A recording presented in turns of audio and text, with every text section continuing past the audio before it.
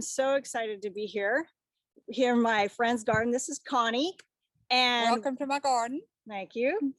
And we are so privileged to be here in her yard and garden. It's amazing. So I love it. I enjoy it. It's my joy. Definitely. So you want to tell us a little bit about it? My garden or me? Oh, Lord, yeah. I'm a mess. That's it. That's just a mess. But I love gardening. I probably started after my kids started driving and I wasn't the chauffeur and all that. And so I started gardening. I joined Master Gardeners in Dallas and learned about gardening because I really didn't know a whole lot about it at that point because I was too busy running everywhere, as you well know. Anyway, I joined that, learned a lot about gardening. It's probably the only artistic part of me that's in there that I feel like I get to express my artistic stuff. Okay. My female energy. Okay. So anyway, but I love it. I've been doing it. I did master gardening for 7 years in Dallas, and I've been out here about 12 years and slowly built. This was an empty field when I moved here. Actually, no, it had a lot of briars and poison ivy, and got that all. No, I didn't get it all cleared out, but I got a lot of it cleared out. Yeah. So, yeah. Yeah, it's amazing. And so do you have favorites of like what you plant between perennials, flowers, vegetables? Well, I mainly do perennials because everything's so costly and I'm tight. So I mainly do perennials, plus I can share them. And I studied about butterfly gardens. So I have a butterfly garden that I put all the things that butterflies and hummingbirds like. And I love it in spring when all the butterflies start coming out and it's just like this live garden, everything's moving around.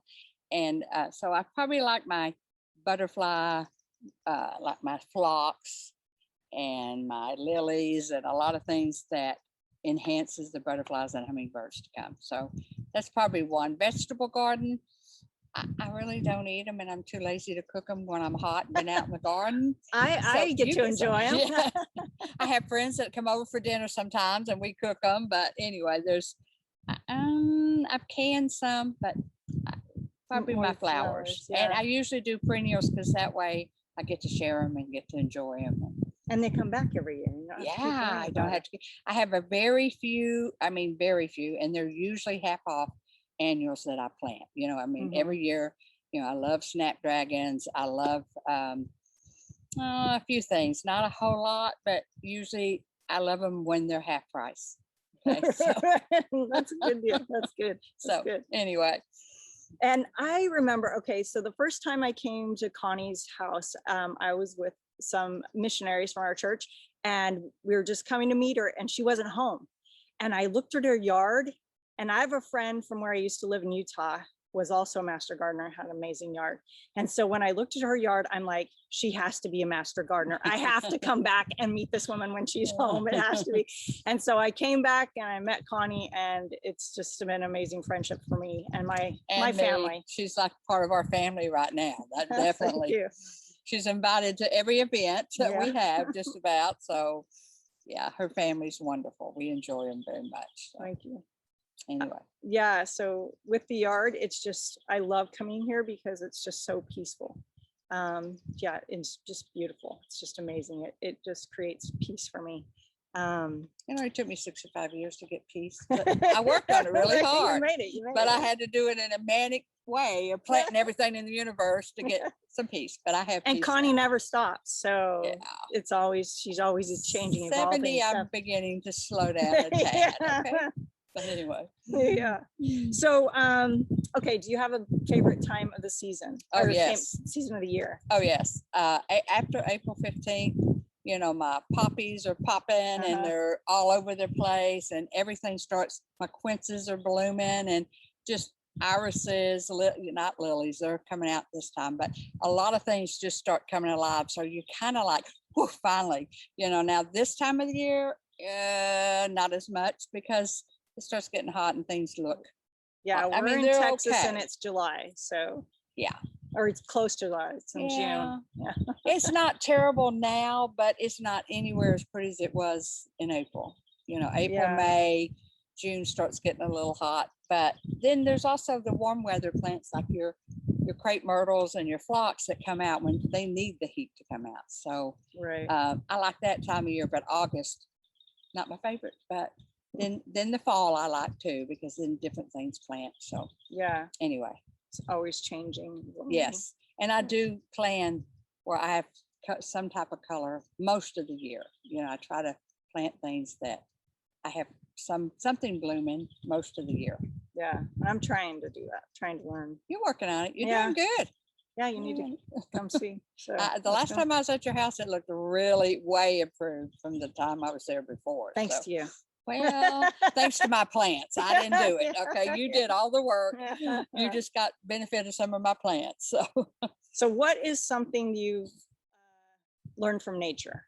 oh, everything. I mean, you know, especially when I was raising kids and hectic in my life.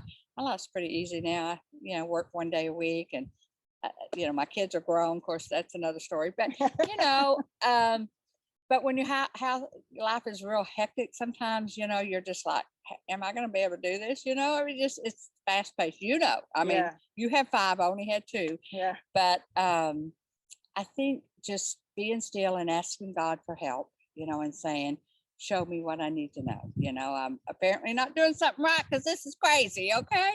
But I do ask for help, and it just shows up in my flower beds. I go, oh, you know, I mean, a weed will come up and it will be this big around. And then I go to pull it and it's one little stem, Oh, one yeah, so little it's easy. root. And I think that's the big problem in my life. And I look at it and it's really easy. It's the easiest problem to let go. So it tells me, Connie, quit looking at the things you think are big, look at what's creating those things to look so big, and get down, you know, the nut grass that doesn't look like it's much, but it takes forever to get rid of. That's the problem you really need to be working on. So yeah, you know, looking at the trees and seeing that tree that it broke off and then it came out and then it has this big ball and it's just fighting to live. And I'm thinking everybody has to fight, not only us to get the life we want, but the trees tell the story. Yeah. You know, and asking to be aware of those things, and it just talks to me. You know, it just tells me, yeah, That's look awesome. what's going on. Don't worry about the big thing that you think so big. Just worry about the things that are deep rooted, and that's usually the things we don't want to look at. So Yeah. you know, I'm all about self-discovery and learning, because I was a very angry person, and learning how to be loving and peaceful. You do that naturally. I've had to work on it for 30 years to be who I am today, which is not you. Okay. But anyway, I love nature. I think it gives you a lot of answers if you'll be still and listen. Yeah. You know, I so think being still is important. And sometimes, like you said, yeah, and with a lot of kids and stuff, sometimes that's hard. well, But just to take that yeah. time is important still, no matter what part of life you're at. yeah. And you know, I think I was better when it was hectic, of being still and listening, because I was in a, you know, how am I going to make it through this day, last day, yesterday? Mhm. You know, I mean, it is hectic. You know, it just is. So now, you know, I go out on my patio in the morning and sit and watch the birds and, you know, the butterflies and all that. So life is a much different chapter than your age right Right. now. You're in probably the toughest time I felt. I mean, the most rewarding, and you're loving your kids. I'm not saying that, Right. but it is hard mentally and physically. Yeah. But I think I turn to God more and ask for help more. And of course, if it works, we quit doing it. I mean, you know, we don't want to do something that's effective, but I have to remind myself to get back to that space and slow down and, you know, say, God, you know, what do you want from me in that today or tomorrow, or what do you want me to do? And he'll show me somewhere in my trees or my squash or whatever that's going on. So here, show it to me. Yeah. So would you say that's how you connect with God? I guess through nature is just yes, looking for the answers through nature. It is. It's you know, and I think he's with us all the time. And Yeah. But it just seems like my sanctuary, you know, where Yeah. I can hear him, because it's quieter, because I'm definitely ADHD, and my brain is going 100 miles an hour all the time, even though I'm 70. It's a whole lot slower than it used to be. But you know, it is the place that it gets my attention. It says, slow down and listen. Yeah. You know. And I think, like you were saying, when we have a lot of things going and there's more tribulations, we look for God more. Yes. And so when our life slows down, we don't have to search for him, but we have to make that conscious effort to to keep them in our life. You And do. I mean, I say I don't do it. I don't do it as often as I did because it Mhm. seems like crisis brings that out. Unfortunately, shame on me, but it's true. Yeah. But then I remind myself, when I'm sitting there on the morning coffee, just to, just to relax and listen, and be quiet and be still, and listen to what he has to say. What do I need? Yeah. Because I still a work in progress, definitely. We all are, right? Yeah, I guess. That's why we're on this earth. Yeah. Someone asked me one time, when are you going to quit taking classes and learning and quit doing and growing? I said, I hope when I'm dead. I mean, And then it won't well, end I there, know. I right? don't know about that, but I mean, I don't plan on changing that. I love becoming a different person than I am today because it's nice to be kind, Yeah. I get little glimpses of it every now and then. Oh, Well, I love you. And I think, yeah, you've brought a lot of peace to my life and the things that you teach, not only through gardening, but just, recognizing goodness and having goodness around you and surrounding yourself with goodness. And I Mhm. think nature does that. Nature does that for me. And so does good friends. yeah, Yeah, just seeing the joy in your family brings a lot of joy, not only to me, but my whole family. I mean, they yeah. love it Thank you. when your kids come and they go, wow, what a family. I said, I know that family works on their parents. They actually teach their kids, they actually create an environment to make them be loving and kind and generous. And I admire you for that. And my family recognizes it. My brother says, those girls can have anything they want. They want those 4-wheelers, you let them have them, they're welcome. They're good kids, I won't tell them that. Yeah, don't tell them. But my whole family admires your family, all the dedication you have to raising good Christian kids and good loving God and being kind and helpful. you. Oh my gosh, they moved my bed about 5 times in this house.